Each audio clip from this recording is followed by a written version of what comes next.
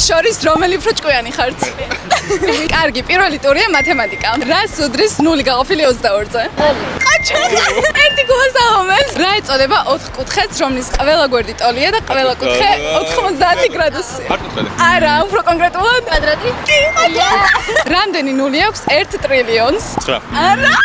13. 12. მათემატიკის ტური გაიმარჯვა სალომე. კარგი, შემდეგი ტური არის ფიზიკა. რა ერთეულით იზომება ძალა საერთაშორისო სისტემაში? ნიუტონი. აჩა! რამდენი აგრეგატიული მდგომარეობა? სამი. არასწორია მეგობრებო. აირადი, თხევადი, ყარი და ლაზმური. თუ ქვას და ბუმბულს უჰაერო სივრცეში ერთდროულად გადმოაგდებ, რომელი დაეცემა პირველი? რომელი იყო პირველი? რომელი დაეცემა პირველი? ნიკა იყო პირველი. მეორე ტური გაიმარჯვა ნიკამ. მესამე ტურია ტექნოლოგიების ტური. რომელი პროგრამირების ენას იყენებენ ყველაზე ხშირად თამაშების? ყაჩაღ! რას ნიშნავს აბრევიატურა USB?